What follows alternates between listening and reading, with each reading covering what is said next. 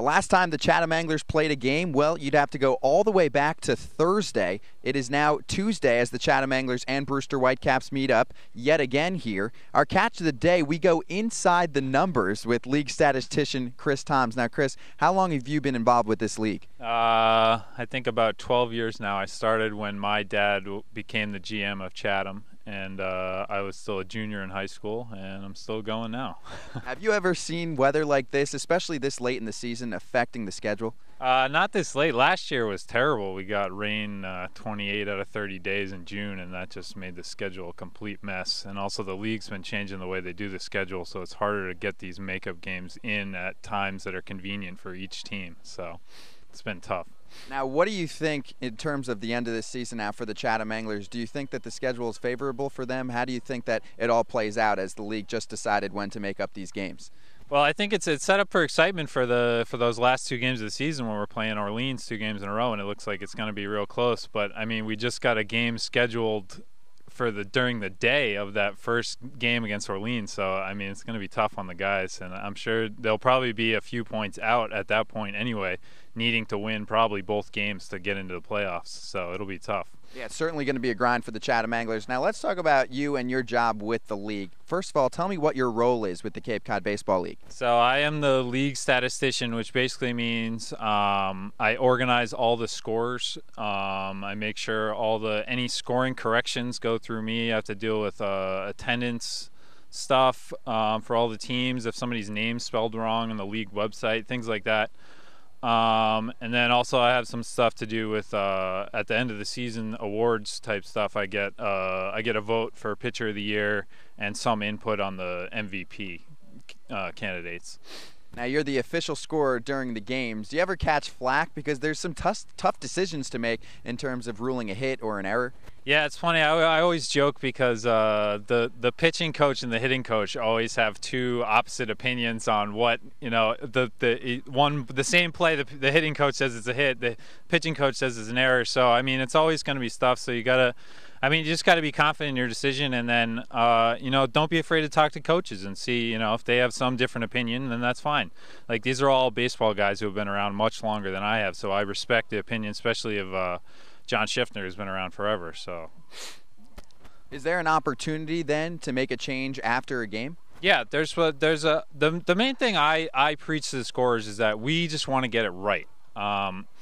It might not happen the day of the game that it's right. Sometimes I'll go back and I'll be changing stuff, from a week ago, or some ball that's hit over an outfielder's head, and a coach says, "Oh, this was definitely an error the day of the game," and then you talk to the other coach and he says, "No, this is absolutely a hit."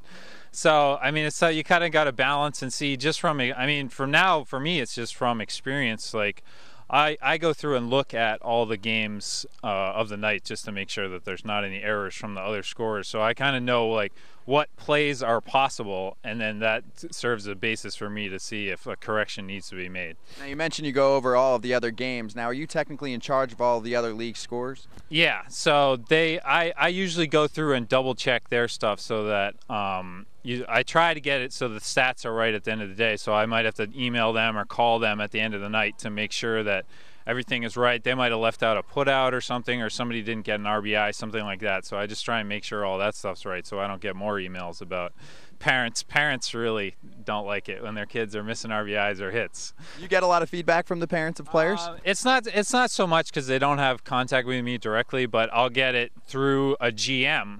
So a parent will contact the GM, and then the GM will talk to me saying, "Oh, this kid's stats are wrong, or can we combine the stats from here?" So I don't know. I do the best I can with, but I mean, I just make sure that everything's right, and then everything else I try not to worry about too much.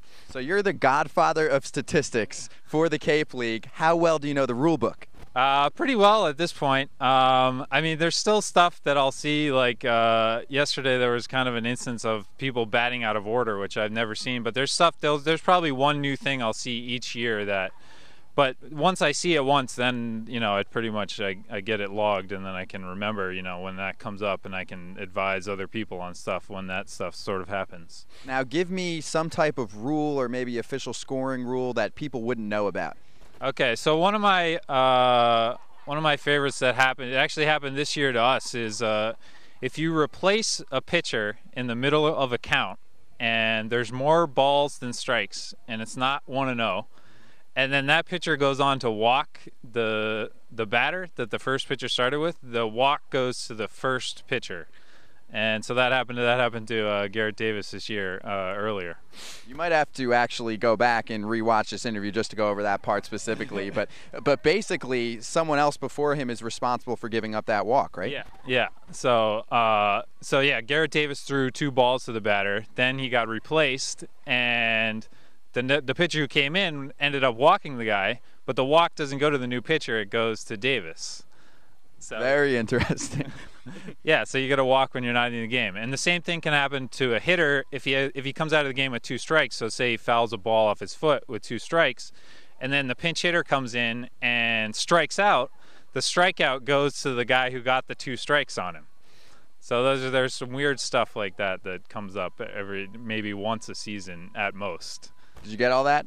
Let's move on to the new implementation of the Point Streak live stats now. In previous years, there was a different statistics program. What's the transition been like, and what is this new Point Streak program for all the fans?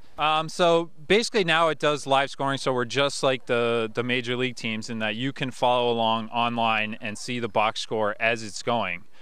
Which we never had before. It would be we'd put it in the computer and then send it off to the stat company, and they would update all the stuff, and we'd get the daily statistics every day, which we still get now.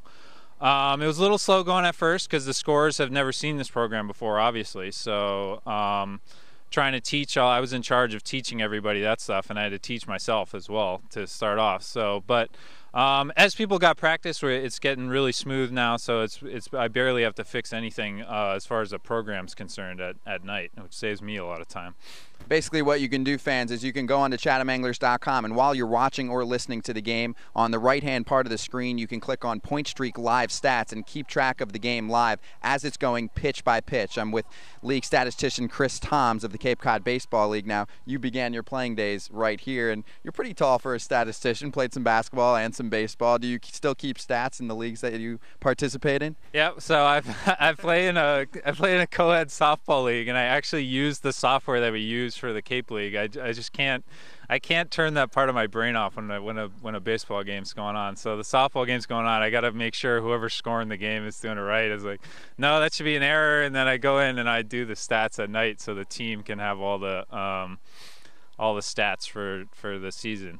That's like me in high school now. When I would play, sometimes I feel like I want to do the play-by-play of a basketball game as I'm playing in it. So you can toot your own horn a little bit. What are your numbers like? I had an off day yesterday, but I'm up over 850 batting, and I have more RBIs than at bats currently, with 10 home runs to lead the team. Wow, sign him up, Schiff. Thanks, Chris, for joining us. All right, thank you, Scott. That's our league statistician, Chris Thoms. I'm Scott Braun. That's your catch of the day on the Cape Cod Baseball Network.